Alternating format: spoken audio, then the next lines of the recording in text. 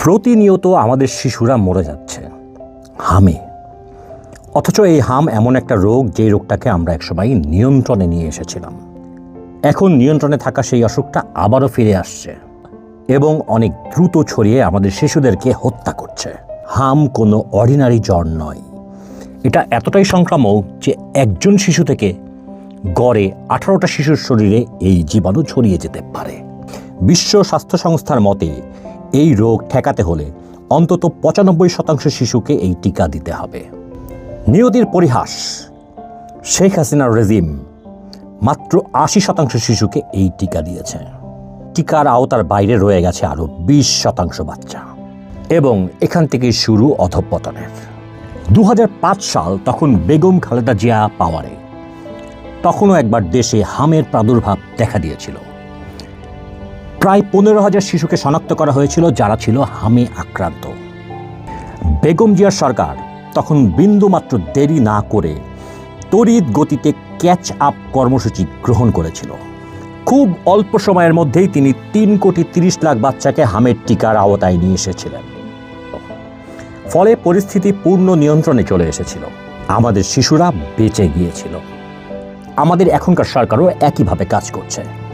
মাত্র 24 দিনে 1,61,00,000 বাচ্চাকে এই টিকার আওতায় নিয়ে আসা হয়েছে। গত 10 মে আরও 1,10,00,000 ডোজ টিকা সংগ্রহ করা হয়েছে। অচিরেই এই টিকাগুলো প্রদান করা হবে। কিন্তু প্রশ্ন হচ্ছে, সরকার একা কি পারবে? না, আপনাকেও এগিয়ে আসতে হবে। আপনি এগিয়ে না আসলে সরকার একা পারবে না। সরকার না পারলে আমরা আমাদের সন্তানদেরকেও বাঁচাতে পারবো না। আপনার প্রথম কাজ হবে, আপনার সন্তানের জন্য ইপিআই কার্ড বের করুন। চেয়ে দেখেন তাকে সময় মতো টিকাগুলো দেওয়া হয়েছে কিনা। হামের টিকা যদি দেওয়া না থাকে, দ্রুত তার টিকাটা দেওয়ার ব্যবস্থা করুন। আপনার এলাকায় যখন টিকাদান কর্মসূচি চলবে, তখন আপনাকে অবশ্যই সেখানে যেতে হবে আপনার বাচ্চাকে সাথে নিয়ে। চিকিৎসকরা বলছেন, আপনার শিশুর শরীরে যদি জ্বর, ফুসকুড়ি বা চোখ টোক লাল হয়, তাকে স্কুলে পাঠাবেন না। তাকে নিয়ে যাবেন ডাক্তারের কাছে। আর ভ্যাকসিন নিয়ে যেসব গুজবগুলো ছড়ানো হয়েছে, এসব গুজবগুলোর একটাতেও বিশ্বাস করবেন না। দশকের পর দশক ধরে এই ভ্যাকসিনগুলোই আমাদের শিশুদেরকে রক্ষা করে এসছে।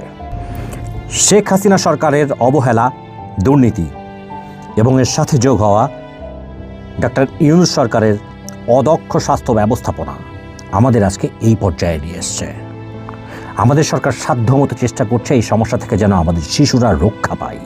বিগত 2 সরকারের কর্মফল আমাদের শিশুরা আজকে ভোগ করছে।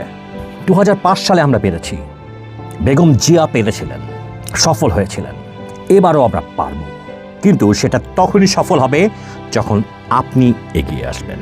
মানুষ যতক্ষণ পর্যন্ত সচেতন না হবে, ততক্ষণ পর্যন্ত কোনো কিছুই সম্ভব নয়। দশচক্রে ভগবান ভূত। এই 10 হচ্ছে আমাদের জনতা। জনতা যদি সতর্ক হয়, জনতা যদি সচেতন হয়, আমরা সবাই মিলে দেশটাকে এগিয়ে নিতে পারবো। আমরা সবাই মিলে আমাদের শিশুদের সুস্বাস্থ্য নিশ্চিত করতে পারবো। আসুন সবাই একসাথে লড়াই করি, আমাদের সন্তানদের প্রাণটা বাঁচিয়ে রাখি। আমাদের ভুলে, আমাদের অবহেলায় যেন একটা প্রাণ ঝরে না যায়।